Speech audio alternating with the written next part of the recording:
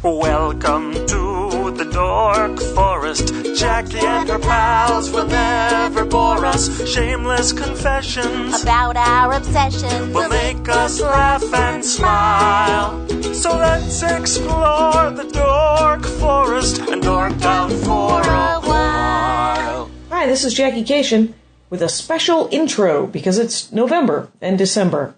You know the websites, JackieKashian.com, DorkForest.com. Patrick Brady, going to fix this audio. Mike Rickberg just sang those songs, and he's going to sing again at the end, and Vilmos fixes the websites. There is a golden opportunity to buy all kinds of Christmas, solstice, Kwanzaa, atheist gifts for your friends and loved ones at JackieKashian.com on the merch page. Ranger of the Dork Forest T-shirt, the Dork Forest Bret Chambers design T-shirt, and CDs. It is Never Going to Be Bread, my last CD, which was top 10 comedy albums of the year on Amazon. And the one before that, which is Circus People, which has an embedded video in the hard copy of the CD, and you can get those signed. That is the present intro part of it. There's also a donation button. In November and December, I ask that you not donate to the Dork Forest. Instead, you donate to a food bank where you live. Help somebody. What the heck? It's the holidays, right? You love the holidays, but there's been a hurricane, there's all kinds of trouble, and there's plenty of people in the world who need help. So November and December, take the money that you might donate to the Dork Forest and donate it to a local charity of your choice. In January, pony up.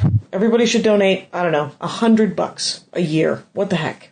And then you can still, of course, buy gifts if you want to buy gifts. Thank you so much for listening to the Dork Forest, and it is about to begin. Anyway, sitting in my living room, I've been a fan since the G4 days, man. And welcome to the program, Guy Branum. Hello, Jackie.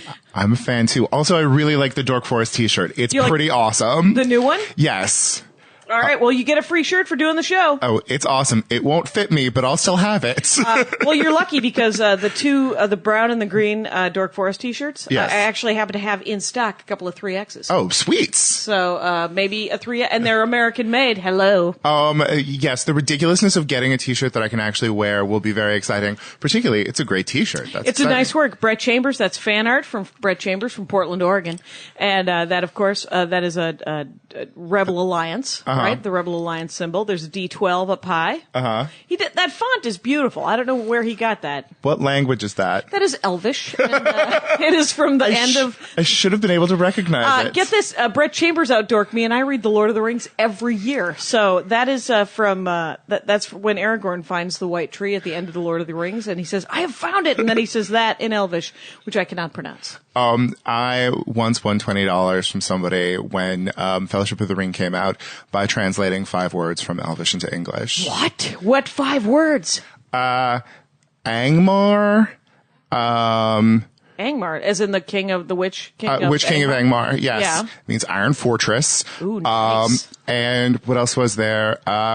Andruil, but I don't remember what that means. Oh, Anduril, as Flame of the West. Oh. That's what it means. It's, that's Aragorn's sword. And it's the Flame of the West. Anyway.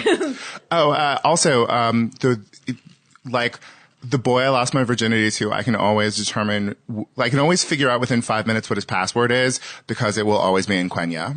In Quenya? How do you spell that? Well, no, in Quenya, Elvish. Oh, it'll be in Quenya? Yes. Oh, that's hilarious. Good for him. Good for him. I'm sure he was a very gentle and loving man. He was adorable. Was he adorable? He was a Minnesotan. Was he? Did you grow up in Minnesota? Where did you? No, I'm from Northern California, but I went to law school in Minnesota, and I also came out there. Do you have a law degree? I have a law degree. Were you at the bar? I was never really a lawyer. Nice work. My own. It's like my father always said, oh, you'll need a law degree because you get. It's like having a nice suit. It's something to fall back on, you know. It's true. It's perfectly useless. I wasted 3 years of my life and a lot of time. Was it free as well? It was free. No.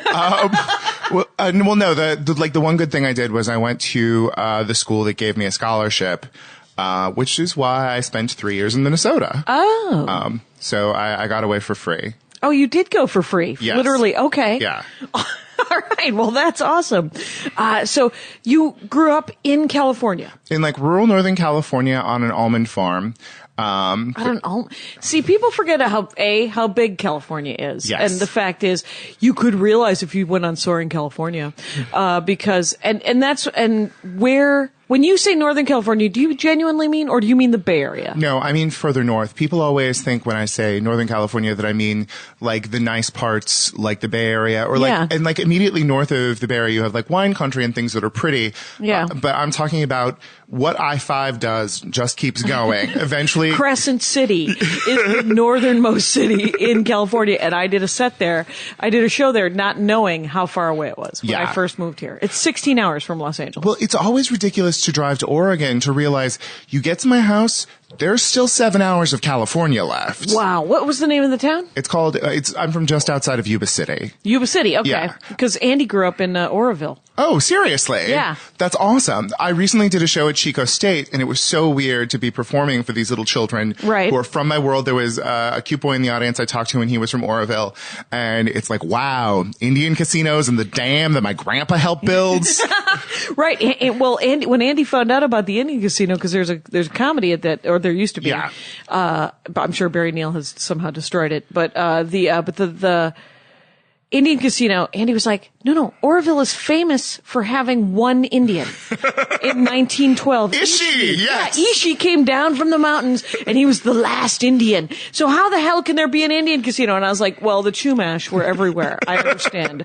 And he was like, and so when and I've told this story before, of course, because I have 19 stories. And so we went to Oroville for me to do stand-up comedy, because his moms don't live there anymore. They live in Lindsay, which is where the olives are from. Uh-huh. And, so we go to Oroville, and I was like, give me the tour of Oroville. And he's like, yeah, you see that car up on blocks? There's a tour of Oroville. And I said, no, you have to give me the Norman Rockwell tour of Oroville. I can do my own meth lab tour of any damn city in the country. So he did, and we got to see the dam, and the dam is beautiful. Yes. But there is something about Northern California that there just isn't a Norman Rockwell element of it, and I felt weird about that everybody was from a place and I'm not. And then have you ever read any Joan Didion? I haven't. She's... I know her name. What has she written? She wrote a bunch of stuff in the 60s. And it sounds Armenian. She wrote this thing called the White Album, but she did a lot of sort of like journalism where she would go and experience something and then talk shit about it. Oh God, she has an essay called On Self Respect that is the best thing ever. She talks shit about herself, like just talking shit about what an idiot she was when she was 20. It's not just self-deprecating. It's I was a genuine idiot. Like it's colder. It's self-deprecating, but it's a little bit like colder and more brittle than that.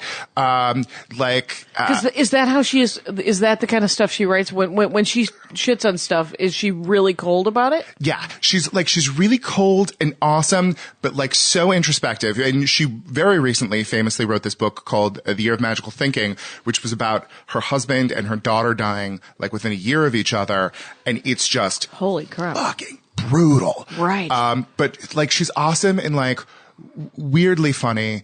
In an awesome kind of way, but she's from up there where we're from, and just sort of talking about this experience of like nobody's from there. Like nobody's from there. Everybody's just showing up, and then these people who have been there for 30 years longer are like, get the fuck out of our space. Right. Well, is it because the thing is Oroville doesn't seem. I mean, it does seem sort of like an oaky kind of, people wander around and then there's so much agriculture all over California that it's that nomadic, kind of, what is the word I'm looking for with the agricultural like migrant workers? farm labor. Migrant farm labor. Yeah. Well, my hometown, it's a ridiculously interesting hometown. Right. Despite the fact that it was super boring. But like, it's all of these Okies who showed up during the Dust Bowl. Mm-hmm. So like 1/3 those people. Where like everybody's related but from Oklahoma. Like, right. And then 1/3 Mexicans. Okay. And then 1/3 Punjabi Sikhs who came right after World War II, which meant that like there's a Punjabi Sikh a community in Yuba City that have been there since the late 40s? It's okay. Here's what's awesome about it. You don't realize it. So you grow up with these kids and like you just internalize understanding of things like what religion everybody is because that's a necessary thing. Like even though you're 6 and you don't understand why, you understand that those are Hindus, those are Muslims, and those are Sikhs because of these little indicators and stuff. Okay. Then you're in high school and you find out everybody's grandma is a Mexican. Everybody's paternal grandmother is a Mexican because you couldn't bring, women couldn't emigrate from Asia because of the Asian Exclusion Act. So everybody's dads, Right. so their mom, came over from India in, the 70s, but their grandmas are all Mexican. Right, because the guys all married Mexican women. Yes. Okay. And so there's this crazy community, and everybody, when they think of Indians, think of doctors or engineers. Right. And to me, it's an old prune farmer drinking Jack Daniels straight from the bottle. Right. Wow. Talk about proof that humans are just they're the same people. It Yes. doesn't matter. I remember them. I vaguely remember the Asian Exclusion Act. So when I asked you what your dorkdom was, and you told me that it was Canadian politics and history, I thought to myself, is Guy Branum Canadian? And you are not. You are not Canadian. But you are fascinated with Canada. People always assume that no one could possibly be interested in Canada unless you were Canadian. But even Canadians aren't interested in Canada. Well, that is what I have found. Because Yes. I am interested in Canada, and the Canadians all blow it off. They're like, yeah, whatever, don't worry about it. Well, and that's one of the things I think is fascinating is you have this very, very subtle identity where, they spent, a long time very much with Britain telling them who they were and trying to be, act like they're on a tiny little island while they're in the second largest country in the world. Right. And then, America is this overwhelming, influence that has periodically tried to go and conquer them. Right. But also they're indistinguishable from us. And. Right, it's a weird blur, and there's only, 25, 30 million people up Right. there, right? And it's the size of the United States. It's bigger than the United States. And also, it's got a huge economy. Their economy is just about taking their natural resources, extracting them, and selling them to other people, but it's huge. There was a thing in the What are the major industries of Canada? Is it logging and natural gas? It's the fact that they have a shitload of oil. Right now, they're doing very, very well. The Canadian dollar is worth a little bit more than the American dollar. I think it's 91 cents because I'm doing Toronto in January. I'm very jealous. But they have these tar sands up in Alberta that you can get oil out of, but it's very expensive. They have the second largest oil reserves in the world. It's just so full of sand and grit. The stuff that you pump out of Saudi Arabia, that stuff's ready to go in a car. Cold. Yeah. But they used to have a shitload of asbestos, but they don't mind that anymore in Quebec. And then they sell us a bunch of power because they have all of these rivers that they have hydroelectric dams on. Oh, right. Yes. Okay. So, and yet we think of it as this great, wild country, and they're so, here's in my knee-jerk reaction to Canada. Mm-hmm. They're better to their Indians. They were always better to their Native Americans. Oh God, no. When you scratch the surface of that, they were the same. Yes. It was just there was a lot of talk, but not. I mean, the one way they were nicer is that Canadians are very organized and follow directions. So we were all Oklahoma, I'm headed there, and just sort of rushed in places. They were sort of so the Native Americans had more warning? Had more warning, but also don't have the legal protections that Native Americans in the United States have, because we, since the 70s or so, have been enforcing the treaties that we made. Okay. So up in Minnesota, what's that big lake? The Superior? No. Okay. The one that, it's one of the big lakes actually in Minnesota, but the Native Americans there have huge fishing rights because of a treaty they signed in the 19th century. Okay. That they are able to enforce so that other people can't fish there, so they get all the walleyed pike. Okay. But the First Nations in Canada, it is just a reflection of them deciding to be nice later on. And they gave the First Nations their own, more the Inuit people, their own territory. So there's this thing called Nunavut now that, they took half of the Northwest Territory and said, you guys have your own states. Okay. Also, grass doesn't grow there.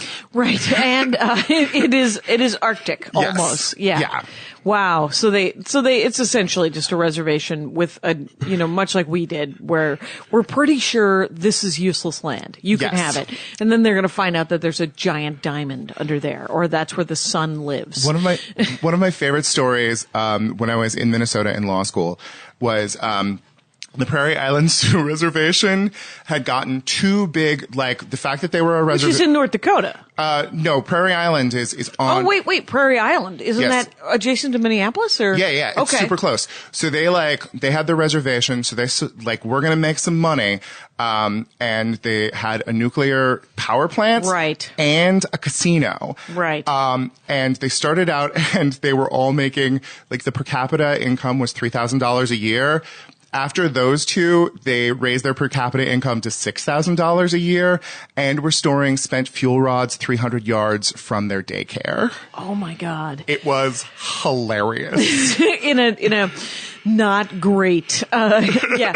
Well, I know that, here's what I know about Wisconsin and the Indian casinos is that, because I'm from Wisconsin originally, and all of the Indian casinos in northern Wisconsin started buying land. And I know that because I did stand up in Minnesota and Wisconsin. Right. And comics would talk about how, we stole the land from them, but now they were buying it back with the money from our elderly. And so they would buy all this land in northern Wisconsin and add it to the reservation. And once you add it to the reservation, it's no longer taxable. Yeah. And, the state of Wisconsin, full of some of the most charming people today. Anyway, but the state of Wisconsin said, and this is probably 15 years ago, said, well, we're going to go to the federal government and just have the Department of the Interior give the land that you bought back to us. Oh. Unless you are willing to pay county taxes and state taxes. And they said, one moment, please. And then they did a little huddle. They might call it a powwow. Yeah. Jackassery. Anyway, but they gathered and they were like, here's what we'll do. We're willing to donate to the county and to the state for the upkeep of all the roads, all of the electricity, and all of the plumbing. So we'll do sewage. We'll just take care of it. And then we'll just keep buying land. And it'll all work out. It'll all work out. Don't worry about it. You don't have to get the federal government involved. So to my knowledge, that's where they've left it. That's savvy work. Yeah, that's really That's good savvy. legal work. One of the cool things about going to the University of Minnesota is that they had a really good Native American law program. Well, Minneapolis is the largest urban Native American population in the country. Jackie, my apartment was directly in between the Minneapolis Indian Center and the closest liquor store. Hello, Franklin. You lived on Franklin. I lived on Franklin. I used to live, or Lake. Was it Lake? No, it was Franklin. It was on Franklin, okay. Yeah. Because Lake Street and Franklin Street are both pretty dirtbaggy when you got that far. By the way, that entire Native American area is now the Powder Horn. Now it's Mexican. Oh, yes. Yeah, because immigration in Minneapolis was fascinating because it was all Laotians in the late 70s, of course. Uh-huh. But and they came mostly to Milwaukee and then some to Minneapolis. But I think it was in the late 80s, huge influx of Ethiopians and the Sudanese, right? So I show up from California where I'm used to paying $6 for getting a good, flavorful meal from an immigrant family who's still living on third world income. And I go to Minnesota and it's like, we have pancakes. Like you can go to a steakhouse, which meant. Right. Would you like some meat that's been overcooked or would you like some vegetables that's been overcooked? Which meant I developed a far too close relationship with it was Southeast Asian food or East African food. And right. When did you go to college there? Was it in the 90s? It was 98 to 2001. Okay. So white people there was one Ethiopian restaurant that white people went to, and I didn't go to that one because I'm from fucking California. But it led to a situation of there's a raw beef dish, and I ordered it, and I said I wanted it raw, and she brought it to me cooked. You know why? Because Americans don't like that, and they never pay for it, and so they get all mad. So I yelled at her. Like, it's the only time that I was honestly like, no, you fix this. And I made her teach me in Amharic how to say raw and spicy. And, right. And those ladies respected me so much after that. Like, I just felt so proud of myself. It's, the kudos that you get when you go to a restaurant owned by the actual people from that country, and they respect you, because there's a Thai restaurant right here in Van Nuys. Yes. And Andy and I go there a lot, and it's lovely, and it's open until 3 a.m, which nothing in Los Angeles is. And you know how in Los Angeles, there's a lot of really bad, shitty Thai food. Yeah. It's very greasy and disgusting. Right. So when I first moved here, I ate a lot of Thai food because everybody was like, we're going out for Thai. Yeah. And I began to hate Thai food. And then we found this place, Krua Thai. It's on Sherman Way over by Fulton. Uh-huh. Very nice. Now, we go there one day with Michael Everson, who was just on the Dork Forest not long ago talking about fonts. Uh-huh. And, cause he did a font for the Inuit. Oh. Yeah, he made it possible for Inuit people to text each other in Inuit. And, yes, and he was in the United States because the Cherokee were honoring him because he had just done, the Cherokee language. So, he travels all over the place because of his stupid font, because of his awesome stupid font, thing. So he had just been in Thailand, and we ordered this raw blue crab salad, and the waitress actually said, Americans don't like that. And we're like, we promised to choke it down if possible. Yeah. And we promised to pay for it in any case. And she's like, I don't want to waste the blue crab. Because it's raw. Yeah. The blue crab's raw.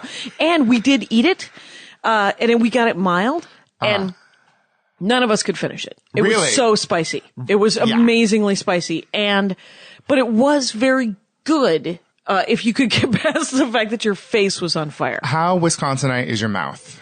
So it's not bad. I mean, I was raised, I didn't have a bagel until I was 19. Uh-huh. And you're Armenian, right? Armenian, so I can eat cumin. Sure, Yeah. I can eat Middle Eastern food, forever, and okra, and it's fine. But I can't, there was no spicy food until I went to Madison. That's where I went to college, University of Wisconsin.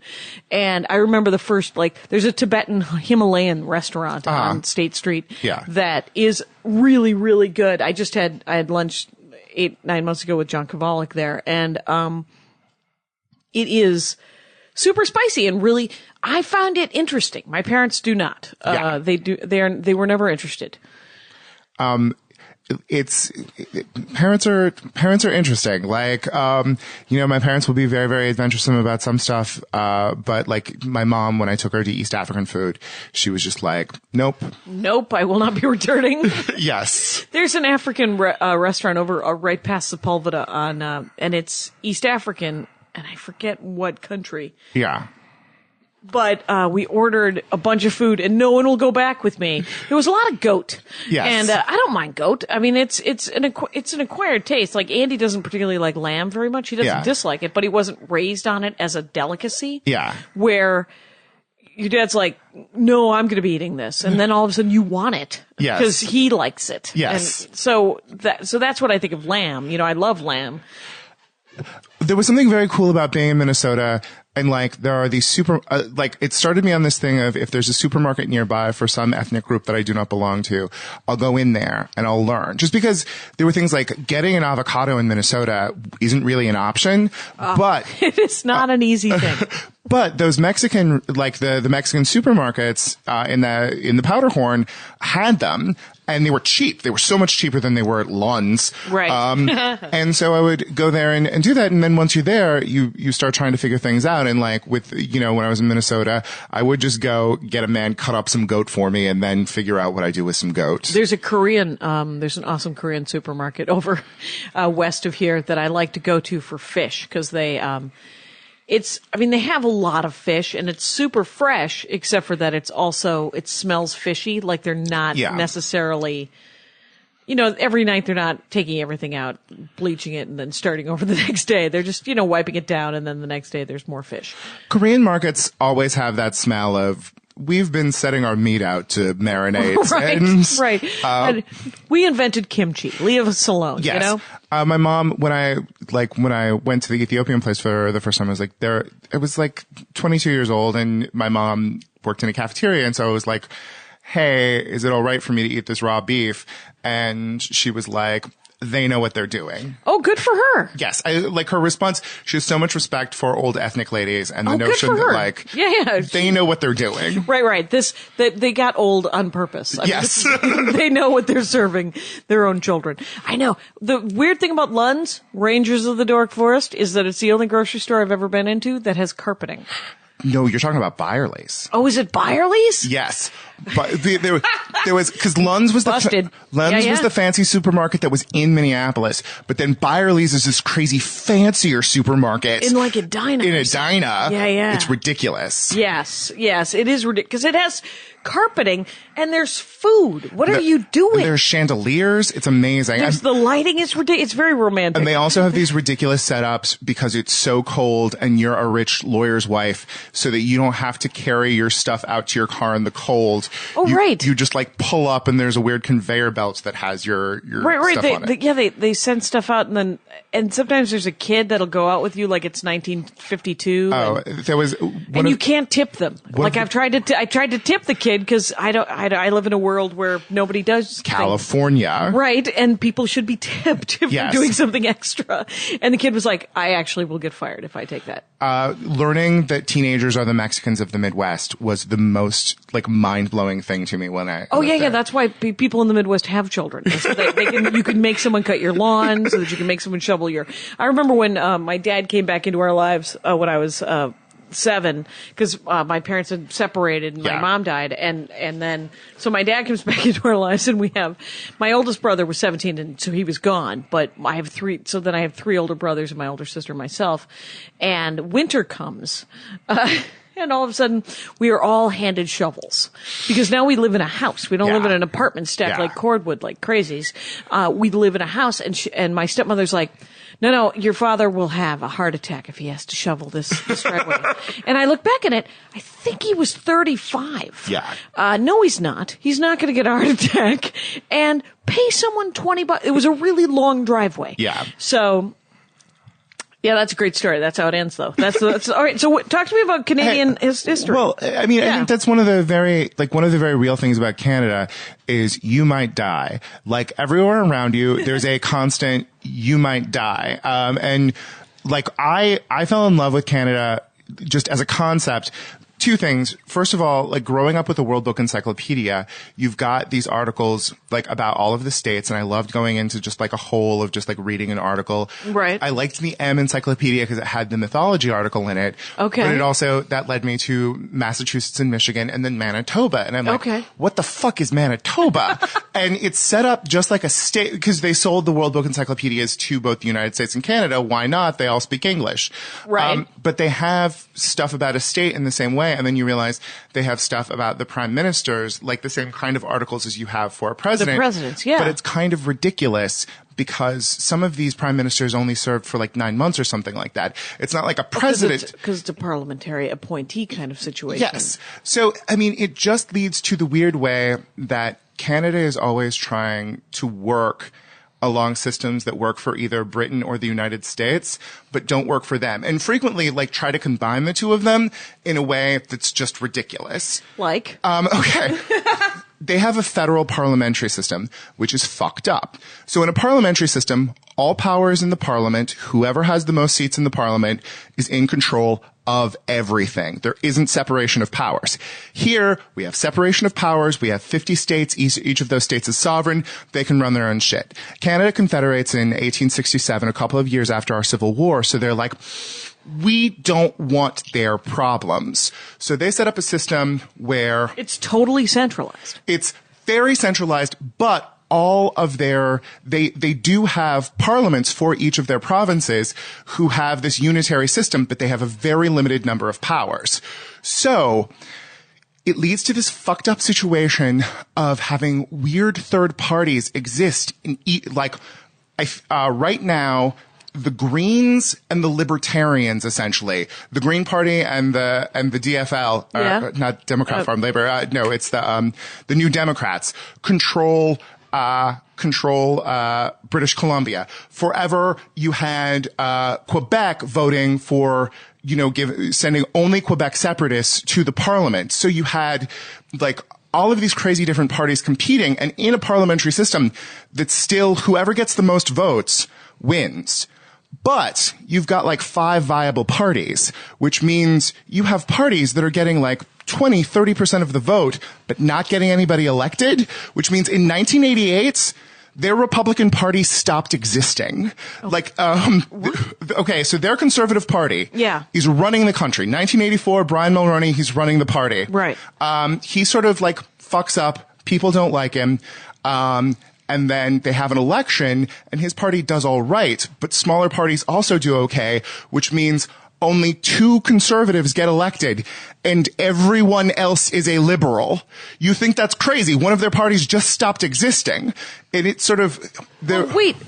See, this is where the whole Canadian thing falls apart for me, because I'm like, whoever controls the parliament appoints the prime minister, right? Yes. So if there's only 2 conservatives who are sent from each of the provinces to the main thing, how can Brian Mulroney still be prime minister? He's not prime minister anymore. Like in 1988, because he fucked up and they knock him out. So then the majority, like the Greens are the majority, but there's only 27%. Are they then in charge of everything? They're in charge of everything. So the Liberal Party, they're just in charge of everything because there was a weird sort of like Ross Perot-like reform movement that happened in Alberta. Alberta is their Texas. So it splintered so into so many parties that the winner was some sort of 12% party. Exactly. Weird. Yes. So the majority party was the Liberals, and then the second biggest party were the Bloc Québécois, who don't want to be in Canada. Right. So you think that's crazy until the election that happened like 2 years ago. The same thing happened in reverse, like crazy, crazy splinter leftist party that started off as this weird, like separatist, prairie party suddenly does crazy well in Quebec. And then the Liberals disappear, and the Conservatives, without a majority backing from the country, are running the country. So it's it's the world's stupidest political system because charisma doesn't matter in the same way. Because Canadians feel like they shouldn't matter. All right. The big story I need to tell you is the Great Canadian Flag Debate. Okay. So it is 1963. The Liberal Party of Canada has said, like, starting in the early part of the 20th century, the Liberal Party of Canada realized what you always want is a guy whose mom is Irish, but dad is French, to run for prime minister. That way he can connect with the English speakers, he can connect with the French speakers. They did a study or something? All good. No. They just, like, they happened upon it with, this guy, I guess Louis Saint Laurent was the first, or no. It would have been, that first, Sir Louis something. Anyway, with like their first French-speaking... I'll put it in the notes.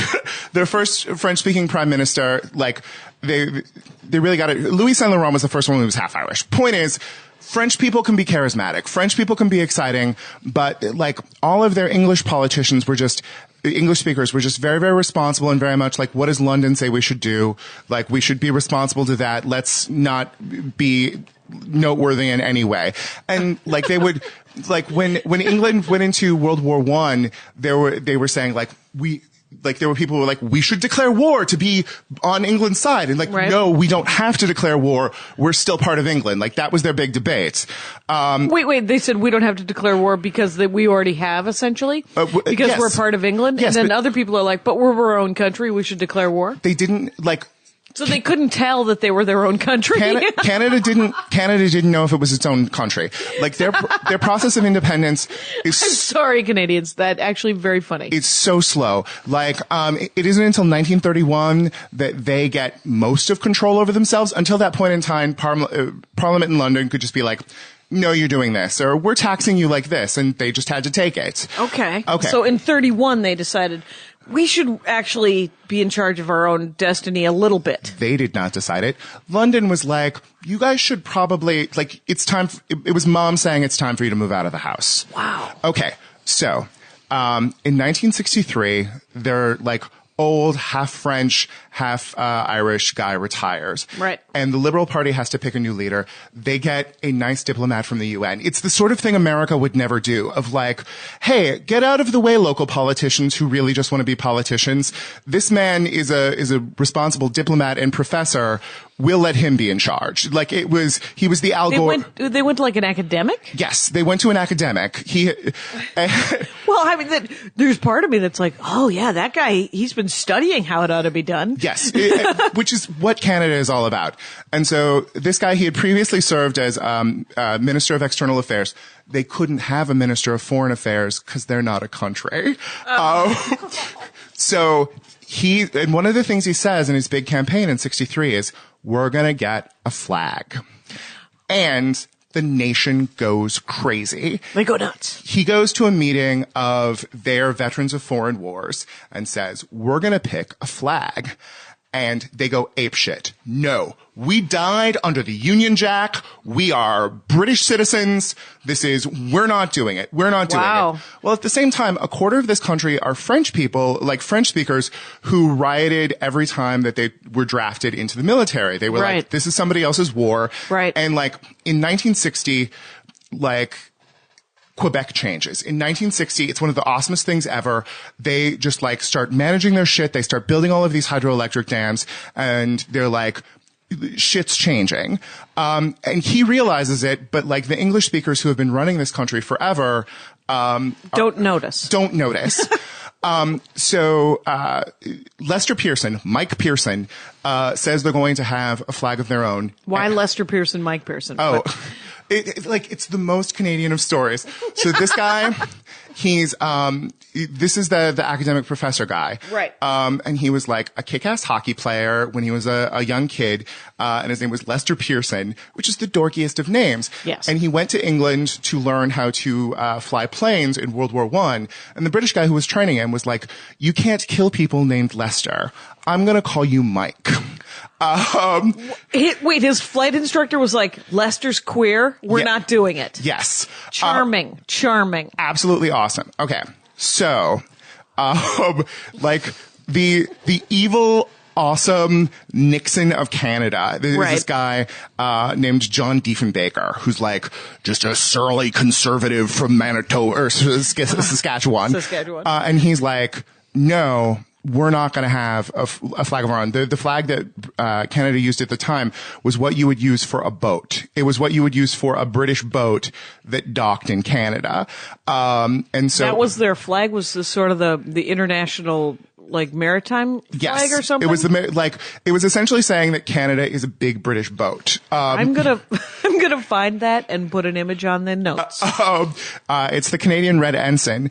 And so there was this huge argument about, he was basically saying, if we pick something that doesn't reference the fact that we're a part of England with some sort of like Frenchness to us, we don't mean anything. What are we? And it was crazy because he was the first Canadian prime minister who wasn't of either English or French extraction, Diefenbaker. He had been prime minister from 1957 until 1963. So they have this huge fucking argument. Everybody is throwing concepts for what this flag could look like. Right. And then finally they end up settling on the maple leaf, which was like very universal and very reflective of sort of just that Canada is about geography, that Canada is about nature. It's about this overwhelming nature that could kill you. Right. But still, even at that, there aren't maple trees east of Ontario. Like, they're just Ontario and Quebec. But like, for a good, 4 or 5 years, they were just fighting constantly internally about whether they should have a flag of their own. Right. And I was like, well, that's crazy, but also they were just a little country. And I looked at the stats because they have the 8th largest economy in the world now. But I was like, what did they have in 1964? They had the 6th largest economy on the planet. Wow. And they were like, and they still had only 14 million people. Yes. Because they are ridiculously badass. Like when the storming of Normandy happened, they got further in less time than either the British or the Americans. Like, every time Britain has fought a war, the Canadians are on the forefront. Yeah, I mean, they throw Canadians at a problem to fix it, and Canada always kicks ass. Canada's never had a war of its own. Like, Canada has only gone to war defending British interests. War of 1812, nobody ever talks about. We tried to steal Canada. Like, right. War of 1812 is just like, Britain is exhausted from the Napoleonic Wars. We can probably steal Canada. Right. And those motherfuckers did not, there were some British troops in Quebec City and Montreal, but it was pretty much just those fuckers grabbing guns and saying, get the fuck off of my lawn. And, the awesomest thing about Canada, okay, 2 more things I will tell you. Yes, please. Okay.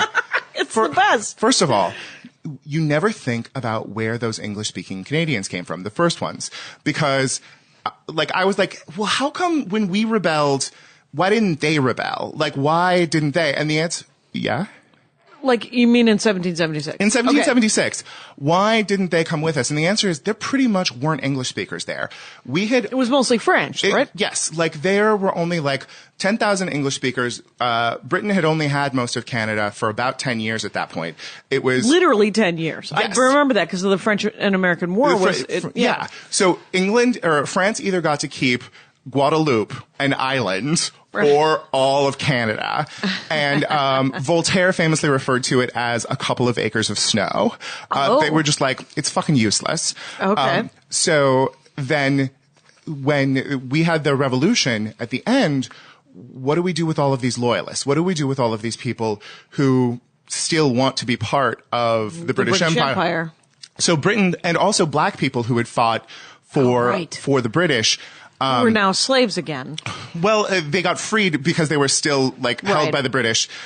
So 10,000 black people went up to Nova Scotia and got treated very poorly for the next 100 years. Oh, fantastic. But God damn it. 70,000, they call them United Empire Loyalists, went up there, and the first Canadians were people who did not want to live in a democracy. They were monarchists. There was a guy who said, I would rather be ruled by one tyrant 3,000 miles away than 3,000 tyrants 1 mile away. Which is... That's a great line. Sew that on a thing, Betsy Ross. Come on. But there are also no famous people from that era. From that group? Yeah. That group is just a bunch of whiners. Those guys are just, I want to fucking have my shop, leave me alone. I'm not about public life. I just want to do my shit, but also I am British. It's so weird since it was so much about taxation, Yes. But it was also because you would think all these, because they were probably small business owners, which is a classic. I'm a lapsed billionaire. It's just you can tax me, but because Americans are all about everyone's a lapsed billionaire, right? Everybody thinks that, well, that's why we need to protect the rich is because I'm one day going to be rich. Yes. Those 70,000 Canadians are like, I'm never going to be rich. I'm going to need there to be a waterway and a road, and that's fine. You can tax me. They're the most sensible fucking people on the planet. And it's what's terrible about them. It's so awful that they don't go and achieve things, they're just plugging along. The first time they disobey England is 1954. That academic Mike Pearson, he's at the UN, and the British and the French, the Egypt tries to take the Suez Canal back. British and the French go in, and they need peacekeeping troops. That's the first time Canada does something that England doesn't want. Canada goes in as those peacekeeping troops, and it's a thing. It's a problem. What the fuck? You're doing something. The British are like, what are you even doing there? Is this allowed? And it's a real problem for Canada, but they start to develop something of a sense of independence. Just how much Canada's road to self-definition has been refusing things instead of saying this is who I am, saying this is who I'm not. For example, this story is awesome. It is so fucking subtle. All right, we're talking about Mike Pearson again. Okay. And his wife was named Marion, and in the beginning, the Governor of Canada, the Governor General of Canada, was someone appointed by the king or queen, prime minister actually, to come and actually rule things. But eventually it just came to a point where the Canadian prime minister picks some guy who's had a nice career, and that guy is the governor general. Okay. But it's still the representative of the queen. That person is still insert monarch here. Yeah. So Lester Pearson appoints just like a good old liberal politician to be governor general, Roland Michener. And Roland's wife is very full of herself. She's now the wife of the governor general, and she like sends out a thing telling everyone what court etiquette is going to be when they're around. And Marion Pearson reads this and she says, Nora Michener wants me to curtsy to her. And Lester Pearson says, yeah, she's the vice reign. She's the wife of the governor general. Yeah. You have to, to which Marion Pearson responded, it's Nora Michener. And like, that is Canada. Like, Canada is just like looking at this thing, seeing it's ridiculous, not wanting to fight it. Like, Americans are so much about fight. Like, as a gay person, there's something fascinating about this very subtle identity of they look just like us, they sound just like us, right. And they're constantly having to deal with our overwhelming culture coming at them. Margaret Atwood said that the U.S.-Canadian border was the longest undefended one-way mirror. Like, we don't know that they exist, but they know everything about us. Right. And like, the saying, as American as apple pie. In the 60s, when they were having this real crisis of identity, they had a radio competition. And it was, as Canadian as blank, as Canadian as this, as Canadian as that. And the one they were trying to come up with something. Yes, because they're always trying to fill spaces like us. America does this. And that was one of the things with the flag was like, in the U.S., people wrap themselves in the flag. And they were saying, we don't do that. That's not how our country works before they got the flag and now they wrap themselves in it. Right. But the winner of As Canadian As was as Canadian as Canadian as possible under the circumstances. Which is a hilarious joke. Yes. That speaks beautifully to the fact that it is this terribly fluid identity. And the fact that the French-speaking Canadians are the only people who are really, they're not British or American. So they are themselves. And even though they are the people who are fucked over by that society, who have really been treated poorly by Canada over the years, English-speaking Canadians still envy them as the cool kids because at least they've got their thing. Right. Like, okay. Oh, wow. So there's this weird way that, like, the only politicians with swagger are French speakers, or anyone speaking or anyone singing O Canada in English is a little bit small and subtle. There are no great versions of O Canada in English, and they produce great singers. But Celine Dion kills the fuck out of that song because it's all she's got. What? Wait a minute. So when Celine Dion sings "O Canada," because she is French Canadian, correct? Yes. Okay. So does she sing it in French? Yes, there are two versions, and that's the thing. It's very interesting legally. You have to have everything in English and French. In French. And actually, but only in Quebec or all over Canada? All over Canada. Like, in Quebec, everything printed has to be printed in French at least. Okay. And then there are significant rules elsewhere. Like New Brunswick has specific constitutional things about having French. But national stuff like the Constitution. Right. Would you like to know when Canada's Constitution was written? When? 1982. What? When people they never had a constitution before. They were working off the Magna Carta. Yeah, like England, they had an unwritten constitution, and finally Pierre Trudeau was like, we're going to have a Bill of Rights and stuff, and they wrote it in 82. But it meant that they had to figure out a lot of problems that hadn't been addressed. So a lot of shit as to how separate and how special is Quebec became an issue, and then the other provinces got whiny. Aren't we distinct societies too?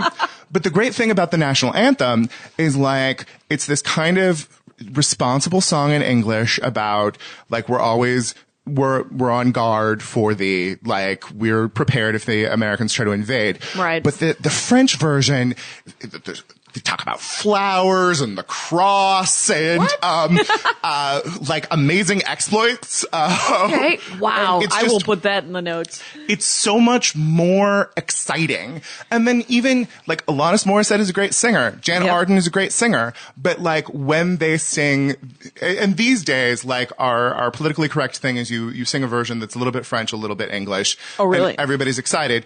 But still, nobody kills it like the French ladies kill it because they have a sense of like an organic community that I feel like so many Canadians, especially in Ontario, are behaving as though we live here for now. I live north of the United States. I am visiting from Britain. Okay. And it's not super explicit. I'm sure that a Canadian listening to this would be like, oh, Guy. Oh, I've got Canadian listeners. Like, you don't know what you're talking about. But as an exterior observer, you see the ways that they're being defined by these outside sources where, like, there is a sense You've studied it so much that your perspective is, I mean, very subjective, of course, but yes. and no doubt different from that of a Canadian, but Right. it is fascinating. And as the Dork Forest, you get to have your enthusiastic opinion. So feel free to write, folks. You can write at Guy Branum on Twitter and GuyBranum.com too, by the way. Yes. So yeah. So I mean, but I think that the perspective, the distance that you have and the fascination with it is at least interesting to Canadians, probably. Well, there's something about the I think it's fascinating. the American sense of entitlement that I like. They kind of behave as though they're not supposed to pay attention to these things. Margaret Atwood wrote this book in the 60s that was the first sort of like observation of Canadian literature as Canadian literature. And like the first chapter is her sort of defending, here's why I'm talking about it. Where this isn't big and important like America or Britain, but also let's pay attention to us. Wow. So it was an apologetic first chapter going, we're going to do this. It doesn't mean that I care a lot, or Yes. it doesn't mean that I'm being prideful. I'm just saying that this is a thing that exists and we should talk about it.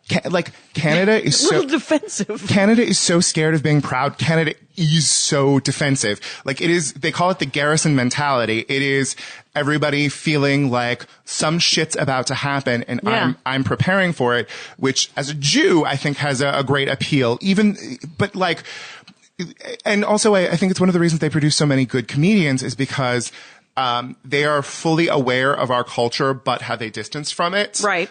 So their perspective is. Yes. In the same way that African Americans and Jews have this sort of like, I am completely literate in how America works, but also I have this other culture that I am attached to that gives me a bit of distance. But like, And there's a separation. yes. You're like, I am completely and entirely an American, but there's part of America that doesn't accept me. Yes. Yeah.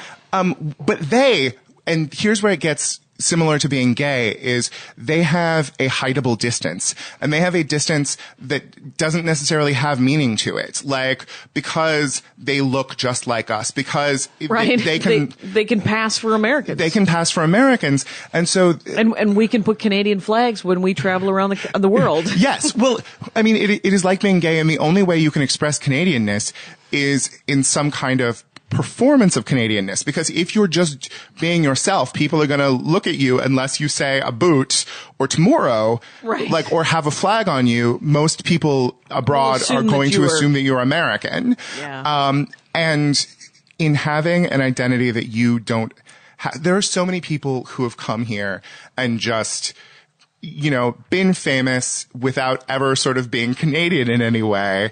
And like, it's very it is so easy to pass. Right. Which means that people aren't aggressive about their identity. Like they're self-conscious about being aggressive about their identity, which is very similar to the problem of gay people shouldn't we be just trying to get by instead of having some sort of like aggressive pride in our identity? Yeah. I mean, it's a catch-22 of sort of how are you supposed to be yourself, completely yourself. And yes. You're like, you should just accept me. I am Canadian, but it's not any bigger or less of a deal than being American, but you find it a bigger deal. Yes, because the speculation from the outside gets really, because the thing, it's like, not Wolf Blitzer. Peter Jennings. No, who just came out? Anderson Cooper. Anderson Cooper. Second time that I thought it was Wolf Blitzer. But Anderson Cooper, I feel like when Anderson Cooper came out, someone said, it felt very much like someone said, "Are you gay?" And he's like, "Yeah, are you?" And it felt very much of, Yeah. You're not? Okay. And then, so what are you reading? Yes. I mean, it was very much just, this is part of my life. It is not all of me. Right. And I think but Canadians do feel a little like they don't mention it. Yes. You're just like, oh, you're Canadian. That's neat. And, but, which of course sounds, condescending to say, oh, you're neat. There's a presumption that people won't know anything about it. It won't mean anything to them. There's the fact that they live in a world where culture is half American and maybe a third produced on their own, where we live in. Well, when I went to Australia, it was so, it was pointed out to me that I had not known this, is that it's cheaper to buy shitty American television than it is to produce your own. So hence, when animals attack is still being shown, I went to Australia and they had ads. It was so awesome. They were getting ready to show, a crappy animated series that had been canceled after 2 episodes here, but they were going to show the whole season there because that's what Australia can afford. Right. It was the one about Siegfried and Roy's, tigers. Oh. But I feel like Australia. What the hell was that? There was an animated series about Siegfried and Roy's white tigers that they canceled after 2 episodes? 1 or 2 episodes, but it was going to show in its entirety there. But that's an hour. Well, no, they had 13 or 22 episodes or whatever. Yes. 2 seasons. Yeah, okay, so they had a couple. No. Like they had made a full season, but only showed two episodes here. But they bought the entire series, 2 seasons. Yes. And they were going to show it all just cause. Yes. But like Australia has the distance. It has so many of the problems that Canada has, but they at least have the distance, to be able to feel like their own self. They very much feel like their own self in the way that it's funny how distant they feel. I mean, I think that they don't realize, like when you talk to them, they think that they're much further from the rest of the world than they actually are. You're like, you realize air travel is every day with the air travel. And, even across the country, cause they're just like, Perth. Oh my God, you were in Perth? And you're like, yeah, it was 4 hours. It happens. Perth is ridiculously far from Sydney, though, and there's nothing in between. Well, there's Alice Springs. Come on. I have seen Priscilla Quinn in the desert. But you do. It's great. Australia also has like a real inferiority complex, a real sense that like, somebody said, in Canada, you always feel as though if you are successful, you will graduate from Canada. And one of their most recent prime ministerial candidates was living in America until it was yet again an academic, and he was living in America. And then they were like, Michael, come back. Right. If you're actually running for you're going to have to live in town. But I feel like Australia is at least able to achieve things like they're ridiculous. There are only 20 million of them, but they sure do send 500 people to the Olympics every time. Like they're amazing. Like they have stuff that they're really good at, and they have this cliche of being stupid and sexy, and good at sports, and they have to manage that, but at least they've got something where, like, I feel like Canada, both in being a more responsible child to England and trying to be what England wanted them to be, while at the same time being right next to us and unable to avoid. Yeah, Canada is very much the son, like, Australia's more the prodigal son, and Canada's the son that stayed. Would you like my big theory? Sure. Because here we are, we're at an hour. Here's my big theory of the British Empire. The United States is the oldest child who, at 18 years old, said, fuck you, I'm living by my own rules. I'm a hero. I'm out of here. Yeah, and like went out and made $1 million, and like the mom is like super proud, but has like a distanced relationship. And Canada, well, because in Margaret Atwood's work, you've always got this sort of. Have you read most of Margaret Atwood's work? Okay. Yes. You realize she tweeted at me once? That's very awesome. It was because I used to do a joke about how Sarah Palin, Sarah, it would be like living in The Handmaid's Tale. Sarah Palin became president, and somebody turned it into a book title, and she was like, wow, that's dark. And I was like, you wrote The Handmaid's Tale. Yes. Nothing I do could be ever as dark as Margaret Atwood. She's so funny and dark. She's so awesome. Mm-hmm. But always plays with being boring. Like her work, I presented a paper on her once, and at the Modern Language Association, and it was about the ways that her characters aggressively use being boring and polite and doing all of these responsible English things while being cunty to each other. Right. They're in a box, but stabbing people. Yes. It's the weirdest. It's like the most dangerous box ever to even get near. And it's also, as a man, I don't understand what being a woman is. And like her works, among others, have taught me so much about the dynamics of being a girl and having these responsibilities to be polite and have friends, but also hating your friends. So Canada is like responsible second child who stayed at home and was like, took care of everybody. Yes. And who the mom completely ignores and doesn't really give a shit about, but who is so dutiful. And then Australia is prodigal kid who gets drunk, fucks around, but you love him because he's so sexy. Right, and you keep putting him in rehab, and you're like, no, he's got to get his shit together this time. Yes, and they're idiots, but you love them. And no one thinks about New Zealand. Poor New Zealand. And New Zealand is just like the Oliver. Poor Oliver. And but have you ever been to New Zealand? No, I haven't. I would seems love to go. Beautiful. Have you been to Canada? I have been to Canada. Have you done some extensive traveling in Canada or no? No, I want so bad to either take the Canadian Railroad across, or drive across. They have like a highway system. Like they have one main highway across the southern part of the country. Right. I've mostly just been to Montreal, which is awesome. Yep. But I want to go more. Right. Montreal is beautiful and lovely, and they're doing good work with pastries. Yes. But I'm looking forward to going to Toronto in January. And are you doing a yuck yucks? I am not doing a yuck yucks. Thank you, God. I'm doing a bunch of shows with a guy named Ian Atlas. So if you know him, walk up to him and say, "Hey, Jackie Cation on the Dork Forest is." But I'm going to be doing a lot of travel in November. So if you're in Seattle, Reno, or Tucson, Phoenix and Tucson. I'm also doing that, and that's all of November. So look at JackieCation.com and come and see some comedy if you want to. So Guy Branum, GuyBranum.com. Yes. Is your website, and people can come and see you do stand-up comedy a lot in Los Angeles, right? Yes. Okay. And then at Guy Branum is your Twitter, and then you have a web series on YouTube, right? Yes, called The Factuary. One of the episodes is about Canadian independence. And also one thing I forgot to mention is watch Partners on CBS, because I'm going to be on it. I'm supposed to be recurring, but it has to continue to exist if that's going to happen. Right. CBS hour-long drama? No. It's a half-hour sitcom. Half-hour sitcom? Guess who doesn't have a television? I have a giant television that I never turn on behind you. I watched The Avengers 4 times. Okay, so Guy Branum, this was super fun. Thank you very much. Thanks so much for being on the show. Thanks for tuning in, Americans and Canadians. Take care of yourselves out there and each other. Good night. My hat, my hat, my hat. They're dancing around my hat. My hat, my hat, my hat. Well, what do you think of that? If it looks like a Mexican hat dance and it sounds like a Mexican hat dance, it's most likely a Mexican hat dance. So take off your hat and let's dance. Yay! Oh my God. Why don't we just call that as the end of the show?